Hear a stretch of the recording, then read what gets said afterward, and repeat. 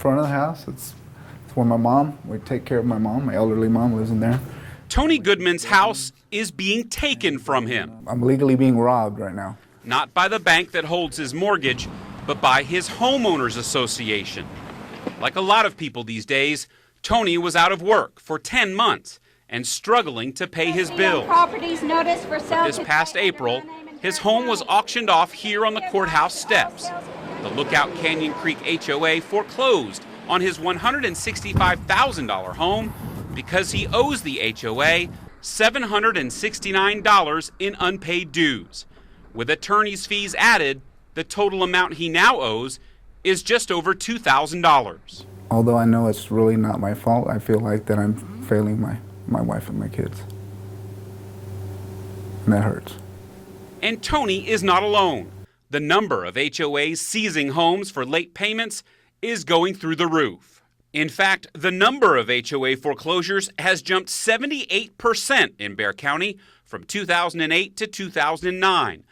Lawyer Tom Newton is the man behind almost all of San Antonio's HOA foreclosures. I talked to Newton back in 2007 when he foreclosed on a disabled couple's home. You feel comfortable kicking a disabled family out of their home for a few $100s in HOA fees? I feel comfortable in taking those steps necessary to enforce my client's legal rights. No surprise Newton would not step back in front of our camera to talk about what's happening to Tony. He did send us this email about the current spike in HOA foreclosures.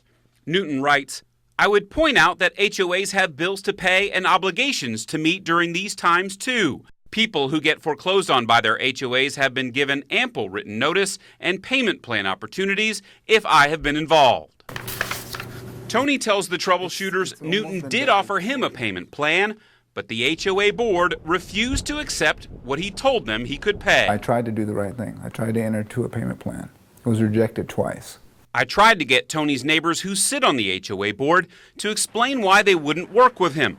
But after leaving messages for the HOA president and talking to the management company, I still got no response from the board.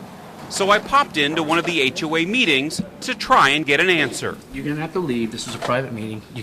We just want to talk to some of the board members about why they foreclosed on Tony Goodman's house. He twice tried to make payment arrangements. Turns out this guy is Keith Lindsay, the HOA vice president. I'm not going to talk to you right now. I'll be happy to talk to you if you arrange it with me, but you come in here with a TV camera to this meeting and surprise me.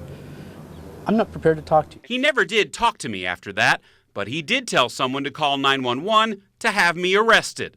Brian, It's no crime to ask questions. Okay, let me go talk to him. okay, great, thanks. Because something needs to be done to stop HOAs from taking people's homes, we took this problem to State Representative David Leibowitz. He's filed bills in the past to stop this and says he'll try again next legislature with the help of stories from homeowners like Tony. I want to change it because I don't think that it was ever intended for someone to lose their home over a few $100s in homeowners dues owed as a result of losing their job.